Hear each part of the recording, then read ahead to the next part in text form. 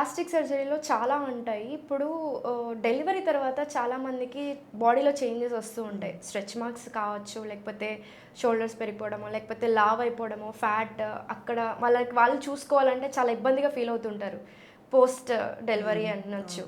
So, అది చాలామందికి beauty conscious అయిపోయి సర్జరీస్‌కి వెళ్తూ ఉంటారు. సో, వెళ్ళొచ్చా? వెళ్ళకూడదా? అసలు ఎలాంటి సర్జరీస్ ఉంటాయి? వాటి గురించి చెప్పండి. యాహ్! ఇప్పుడు రీసెంట్‌గా ట్రెండింగ్ అంటే ఇది మామీ మేకోవర్ అని నార్మల్ పీపుల్ టర్మ్స్‌లో మామీ ట్రెండింగ్ మేకోవర్ వర్డ్ అనుకోవచ్చు. ట్రెండింగ్ వర్డ్ ఆహా! మామీ మేకోవర్ అని అంటున్నారు. సో, అంటే ఒకప్పుడు ఏంటి అంటే 25 ఇయర్స్ లోపల ఫ్యామిలీ కంప్లీట్ అయిపోయేది. అండ్ అప్పుడు బాడీ లైక్ అంటే మనకే తేడా తెలుస్తది. 25 ఇయర్స్‌లో ఉన్న బాడీ ఆఫ్టర్ 30 ఇయర్స్ ఉన్న బాడీ తేడా ఉంటుంది.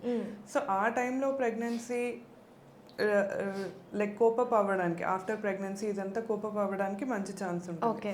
ఇప్పుడు ఏంటి అంటే career like there are many late other marriages, ways. Late deliveries అయితున్నాయి. లేట్ మ్యారేజెస్ అవుతున్నాయి, లేట్ డెలివరీస్ అవుతున్నాయి. సో రికవరీ కొంచెం బాడీ మనది ఎట్లయినా after 30 there will be definitely some changes.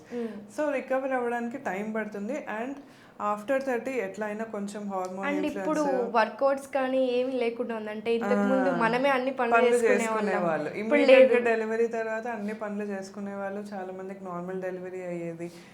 అట్లా. ఇప్పుడు ఏంటి అంటే కొంచెం 30 లేట్ అయ్యేసరికి మన బాడీలో ఫ్యాట్ అక్యుములేషన్ కూడా ఎక్కువ అయిపోతూ ఉంటుంది ఆ టైంకి. అండ్ అదే టైంలో మీరు delivery, post delivery and especially C section అంటే సిజేరియన్ సెక్షన్ తర్వాత ఆ స్కార్ చుట్టూ కొంచెం ఫ్యాట్ అక్యుములేట్ అవ్వడము. ఓకే.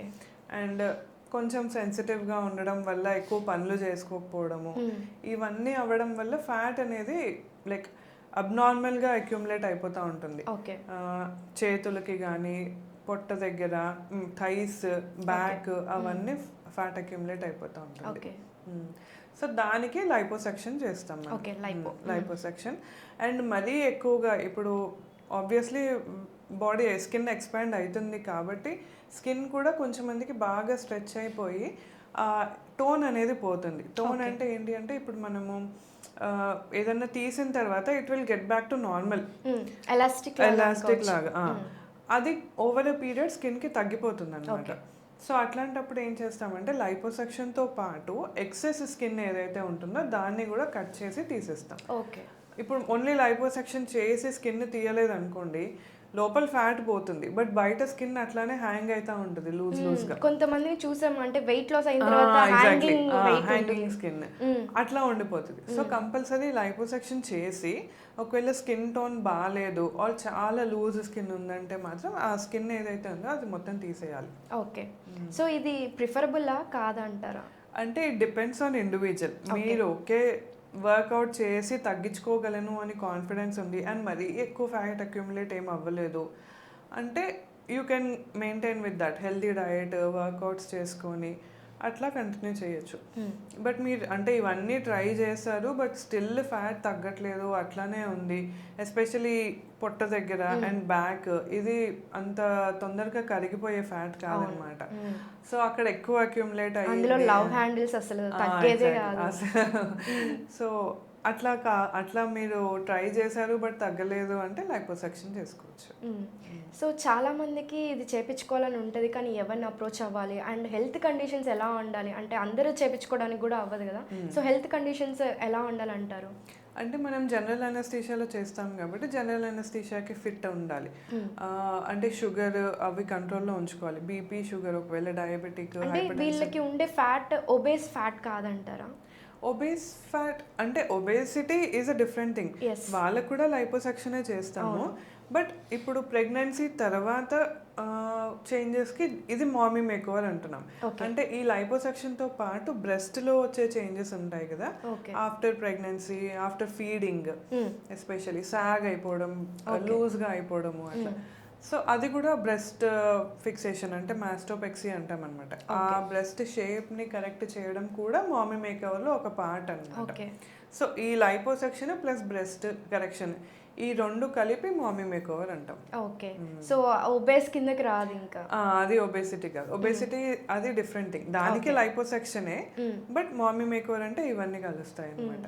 నేను ఇంతకు ముందు చెప్పినట్టు వెయిట్ లాస్కి వెళ్ళిపోయే వాళ్ళు అంటే జిమ్ వర్కౌట్ చేస్తారు, డైట్ చేస్తారు, అయినా సాగిగా అంటే ఈవెన్ అబ్బాయిలకు కూడా చెప్పొచ్చు, చెస్ట్ అంతా జారిపోయి, పొట్టంతా జారిపోయి, ఈవెన్ ఇదంతా కూడా స్కిన్ అంతా జారిపోయి ఉంటుంది.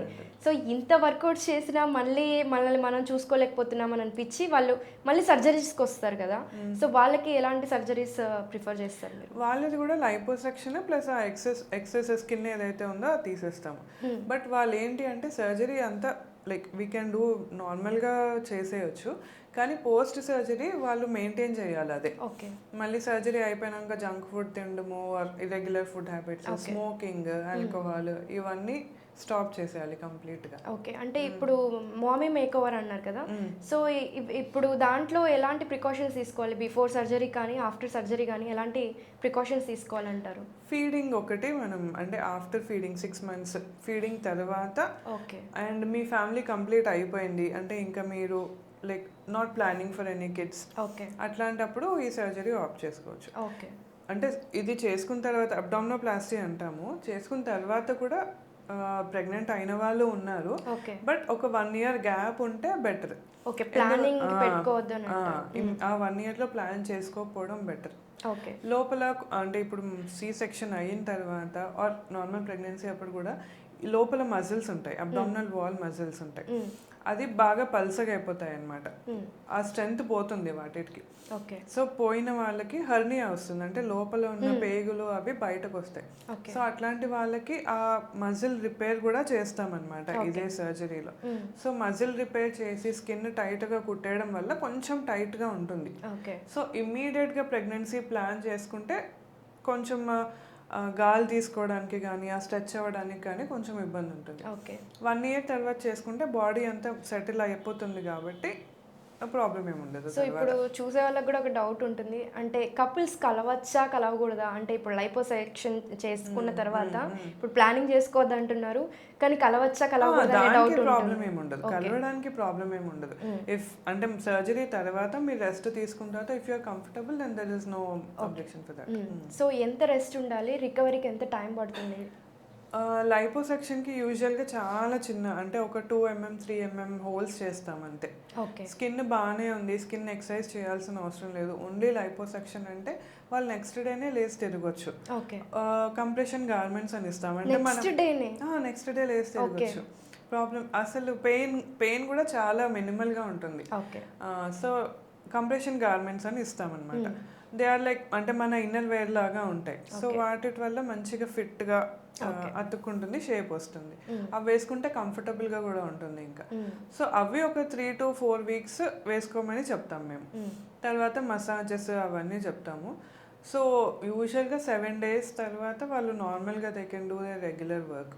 సో ఈ లైపోలో పేషెంట్స్ ఏదైనా మిస్టేక్స్ చేసి మళ్ళీ మీ దగ్గరికి వచ్చిన వాళ్ళు ఎవరైనా ఉన్నారా? అంటే మిస్టేక్స్ అంటే లైపోసెక్షన్ చేసుకున్న తర్వాత ఇంకేముందిలే అయిపోయింది, హ్యాపీగా మళ్ళీ బిర్యానీలు తినేయచ్చు, అట్లా జంక్ ఫుడ్ తినేయచ్చు అని అనుకుంటారు చాలా మంది. చెప్పినా కానీ వినరు, మళ్ళీ దే గో బ్యాక్ అంటే నార్మల్ హ్యాబిట్స్కి, ఆల్కహాల్ తాగడము అట్లా చేస్తే మళ్ళీ వచ్చేస్తుంది. అండ్ కంపల్సరీ స్మోకింగ్ స్టాప్ చేయాలి. స్మోకింగ్ తోటి ఏంటి అంటే బ్లడ్ సర్క్యులేషన్ ఎఫెక్ట్ అవుతుంది. సో మనం లైపోసెక్షన్ చేయడము ఆర్ ఇట్లా అబ్డామినోప్లాస్టీ ఏదైనా చేసినప్పుడు స్మోకింగ్ చేస్తే ఆ వూన్స్ అనేవి హీల్ అవ్వవు సరిగ్గా, అవి ఇన్ఫెక్ట్ అయ్యి దాంట్లో నుంచి చీము కారడము ఇట్లాంటి కాంప్లికేషన్స్ ఉంటాయి. స్మోకింగ్ అనేది కంప్లీట్గా స్టాప్ చేయాలి, ముందు తర్వాత ఎప్పుడైనా కానీ స్ట్రిక్ట్లీ నో స్మోకింగ్. ఓకే. చాలా మందికి ఒక డౌట్ ఉంటుంది, అంటే ఫుడ్ హ్యాబిట్స్లో ఏమైనా చేంజ్ చేసుకోవాలా వదిలేయాలా అనేది ఒక డౌట్ ఉంటుంది. అంటే ఇప్పుడు ఇవన్నీ బ్యాడ్ హ్యాబిట్స్ అని చెప్పుకోవచ్చు పక్కన పెడితే, అండ్ ఫుడ్లో ఇది తీసుకోవాలి ఇది తీసుకోకూడదు అంటే సర్జరీ టైంలో అని అంటూ ఉంటారు కదా. సో అలాగే ఏమన్నా ఉందంటారా? డైట్లో ఏమైనా చేంజెస్? డైట్లో చేంజెస్ అంటే హెల్తీ ఫుడ్, అంటే ఇప్పుడు వైట్వి ఏదైనా అవాయిడ్ చేయాలి, అది అందరికీ తెలిసిందే. షుగర్స్, వైట్ రైస్, మైదా, అంత వైట్గా ఉండేవి, ఎక్కువ ఫ్యాట్ కంటెంట్ ఉండేవి, ఎక్కువ షుగర్స్, బేసిక్గా షుగర్స్ ఎక్కువ అవాయిడ్ చేయాలి. ప్రోటీన్స్ తీసుకోవచ్చు మంచిగా. ఓకే. చాలా మందికి ఉండే మిత్, ఆల్మోస్ట్ లైక్ 90% పేషెంట్స్ ఏం అడుగుతారంటే పల్లిపప్పు తినొచ్చా, పెసరపప్పు తినొచ్చా. మేబీ అంటే అది వాళ్ళకి ఏముంటుంది, పసు కలర్ అట్లా ఉండొచ్చు. బట్ అసలు మేము చెప్పేది ప్రోటీన్స్ ఎక్కువ తినాలి అని. ఇప్పుడు నాన్ వెజిటేరియన్స్ ఉంటే వాళ్ళు చికెన్ ఎగ్ అవి తింటారు, బట్ వెజిటేరియన్స్కి ఆప్షన్ లేదు. సో పప్పు తినొచ్చు, తినాలి కూడా. ఇప్పుడు వెజిటేరియన్స్ ఉంటే కంపల్సరీ పప్పు తినొచ్చు. సూప్, పప్పుతోటి సూప్ చేసుకోవడము అట్లా, పెసరపప్పు, కందిపప్పు, పల్లిపప్పు, ఏదైనా తినొచ్చు. ఓకే. అది చాలా కామన్ క్వశ్చన్ అందరూ అడిగేది.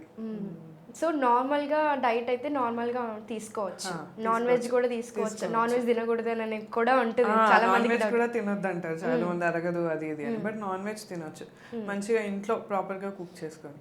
అండ్ నాన్ వెజ్తో పాటు మంచిగా సలాడ్స్, ఫ్రూట్స్ సలాడ్స్ అవన్నీ తీసుకుంటే healthy. Okay ma'am, thank you so much ma'am. Thank you.